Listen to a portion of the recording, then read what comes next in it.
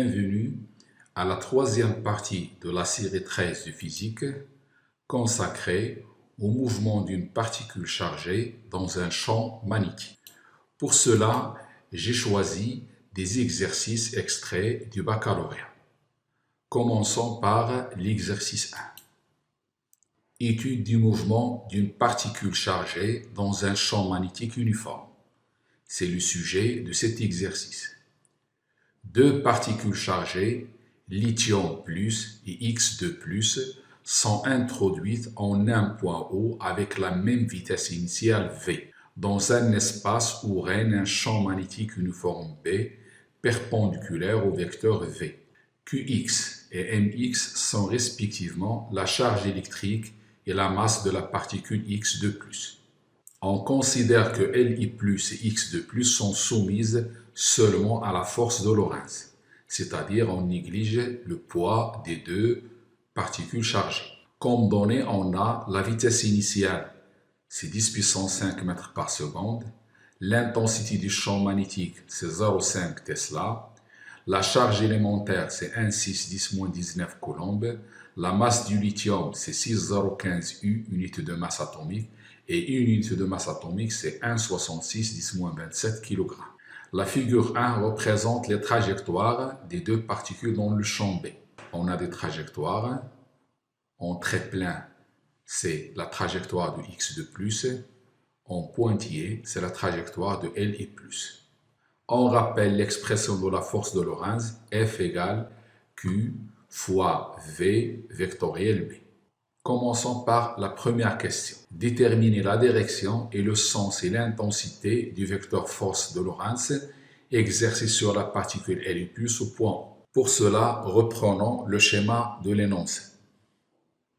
Il représente la trajectoire du lithium Li+ avec la vitesse V.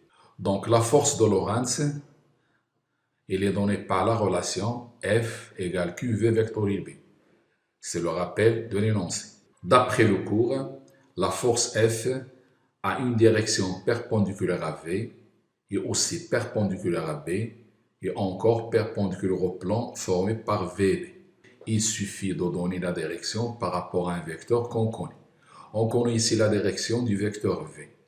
Donc je peux écrire que la force F elle est perpendiculaire à V. On sait d'après le cours que la force F est toujours dirigée vers le centre de la trajectoire. Donc ici, elle est dirigée vers la droite.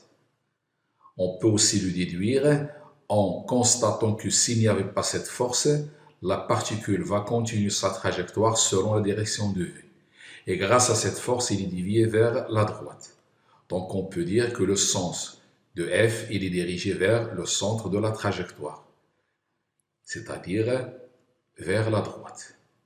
Maintenant, pour l'intensité de F, la valeur de F égale la valeur absolue de Q fois la valeur absolue de V fois la valeur absolue de B fois le sinus entre V et B.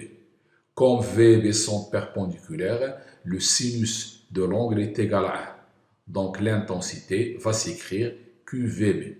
Je remplace Q par la charge 1,6-10-19 puisque le lithium ne contient qu'une seule charge, E, fois la valeur de V, c'est 10 puissance 5, fois la valeur de B, c'est 0,5 Tesla.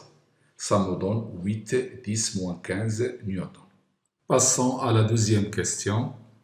Précisez le sens du vecteur B en le représentant par un point s'il est vers l'avant ou par une croix s'il est vers l'arrière. Je reprends le schéma de l'énoncé sur lequel on a la représentation du vecteur vitesse et la représentation du vecteur force. Pour déterminer le sens de B, on va utiliser la règle des trois doigts de la main droite ou bien les trois doigts de la main gauche. Commençons par la règle des trois doigts de la main droite. Pour les trois doigts de la main droite, je dois avoir le pouce, l'index et le majeur qui sont perpendiculaires entre eux. Et je dois orienter le pouce dans le sens de V, c'est-à-dire que le pouce sera dirigé vers le haut. Et le majeur, il est perpendiculaire au pouce et dirigé vers la droite. Je constate maintenant que l'index est dirigé vers mes yeux, c'est-à-dire que le vecteur B est un vecteur sortant. On le représente par un point.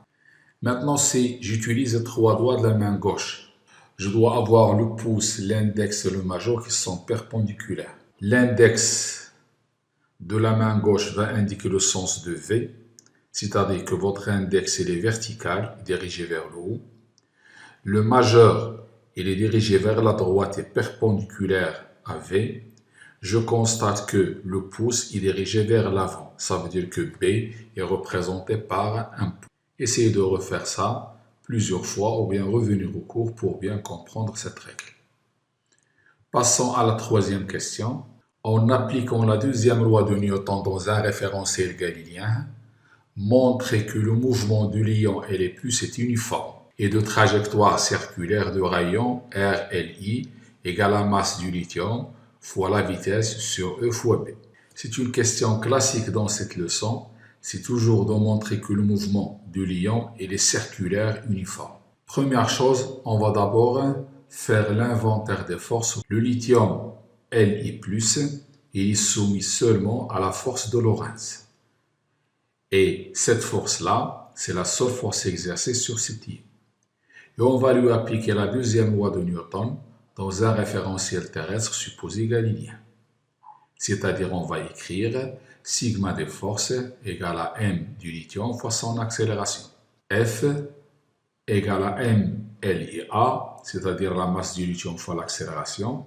Et je remplace F par la force de Lorentz, FQV vecteur UV égale la masse du lithium fois A. Pour la charge du lithium, il porte une seule charge positive, ça veut dire que Q égale à E.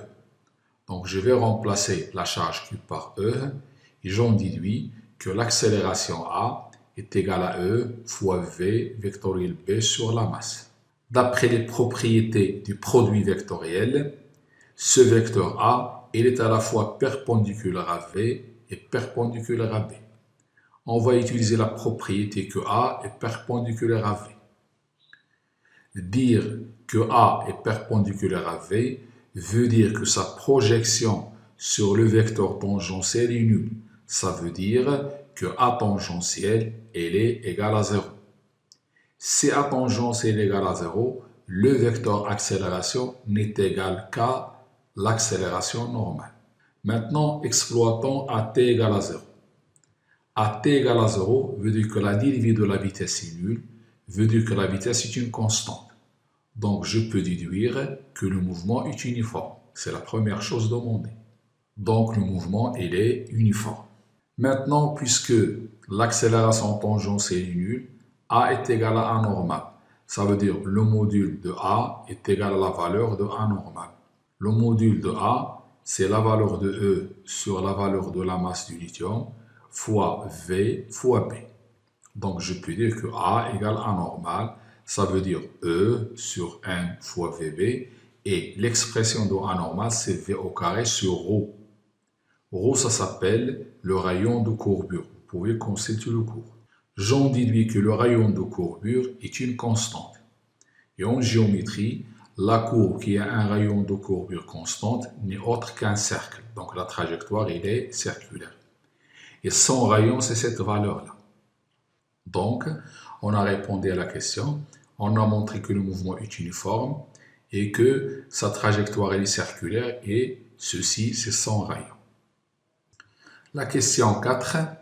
En exploitant les données de la figure 1, déterminer le rapport Rx sur RLI avec Rx le rayon de la trajectoire de la particule X. Alors, la figure 1, c'est celle-là. Ceci représente un demi-cercle de la trajectoire du lithium. Et ceci, c'est le demi-cercle de la trajectoire de X2+. Et d'après ce tiret gradué, je peux déterminer le diamètre de chaque trajectoire. Donc, d'après la figure 1, cette partie représente le diamètre de la trajectoire du lithium, c'est-à-dire 2 fois le rayon du lithium. Cette valeur, elle est égale à 3 cm, comme on peut le voir. Donc, le rayon du lithium, c'est la moitié de 3, c'est 1,5 cm. D'autre part, cette distance représente le diamètre de la trajectoire de X2+, c'est-à-dire 2 fois Rx. Sur le schéma, ça correspond à 6 cm. Donc le rayon est égal à 3 cm. Le rapport Rx sur RLI, ça va donner 2. C'est 3 divisé par 1,5, ça donne 2. La dernière question de cet exercice, sachant que la particule x2+ se trouve parmi les 3 ions proposés avec leur masse, dans le tableau ci-dessous, identifiez x2+ en justifiant la réponse. Alors réécrivons les expressions des rayons déjà établies à la question 3. Pour le rayon du lithium, c'était la masse du lithium fois V sur E fois B. Pour le rayon de Mx2+, ça fera Mx V sur la charge de x2+ fois B. La charge de x2+, c'est 2e. Donc je vais remplacer CQ par 2e. Ça donne donc R de x égale Mx fois V sur 2EB. Je connais d'après la question précédente le rapport Rx sur RLI. Et je vais écrire cette expression, celle-là, divisée par cette expression. Après simplification, j'obtiens que Rx sur RLI égale à Mx sur 2MLI. V, ça se simplifie. EB, il me reste Mx sur 2MLI. Or, Rx sur RLI égale à 2. J'en déduis que la masse de X, c'est 4 fois la masse de Li. Connaissant la masse de Li d'après l'énoncé de l'exercice, c'était 6,015, ça me donne 24 U. Cette valeur 24, c'est pratiquement 23,985. C'est Mg2+. Donc je peux dire que l'ion X2+ n'est autre que Mg2+. Cette valeur est pratiquement égale à celle de Mg2+. C'est la fin de cet exercice 1 de la série 13 concernant le mouvement d'une charge électrique dans un champ magnétique uniforme. Merci de votre attention et à la prochaine séance d'exercice, Inch'Allah.